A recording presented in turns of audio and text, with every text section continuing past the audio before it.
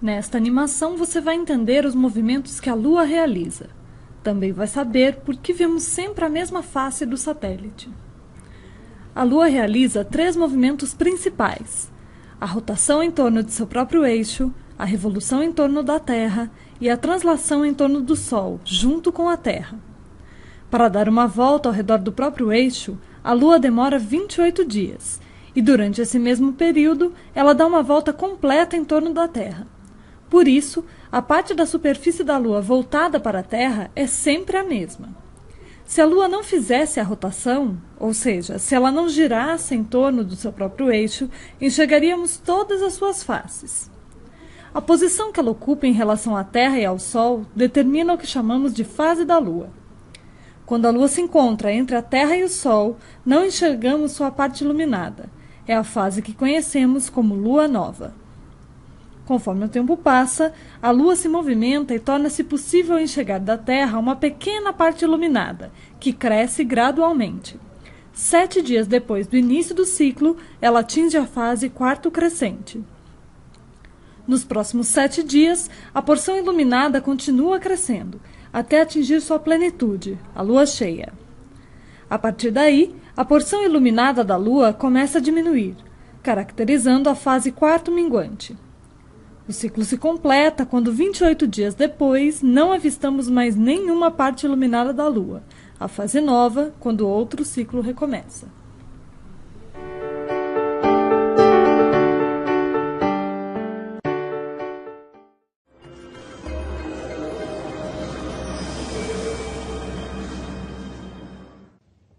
Fases da Lua são aspectos que observamos na superfície de nosso único satélite natural e que dependem das posições relativas do Sol, do nosso planeta e da própria Lua. Os mais práticos dizem que quando a Lua desenha uma letra C, está no crescente. No minguante, é a letra D, de decrescente. Mas não é tão simples assim, por isso vamos ver como ocorrem as fases da Lua.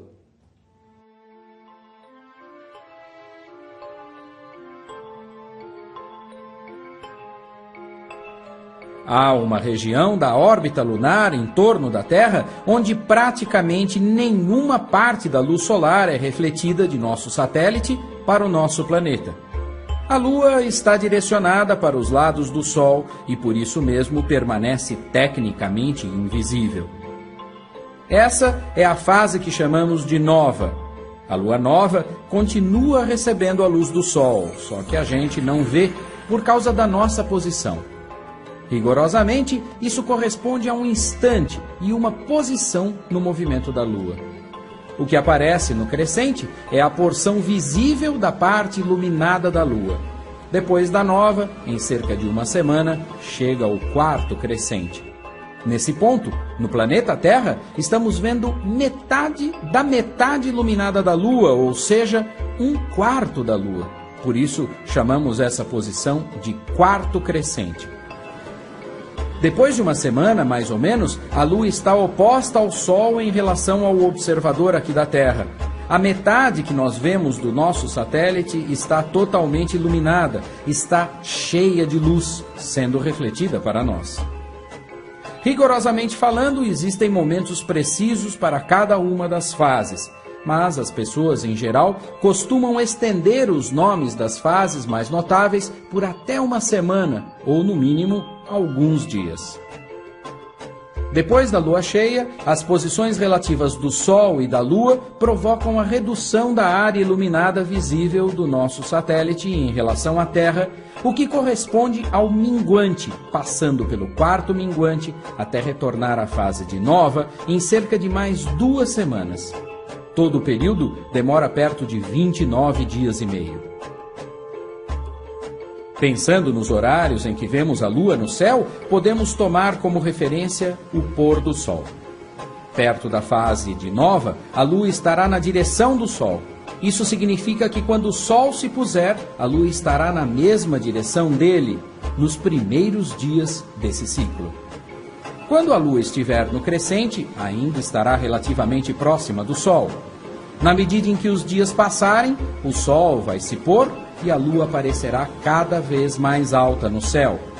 Isso ocorre devido ao seu movimento próprio na direção oposta ao movimento aparente de todo o céu.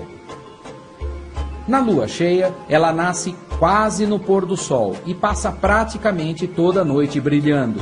Na sequência desse movimento, a lua segue nascendo cada vez mais tarde, até que chega a passar o dia todo no céu. Ela brilha o suficiente para ser visível contra o céu azul do dia.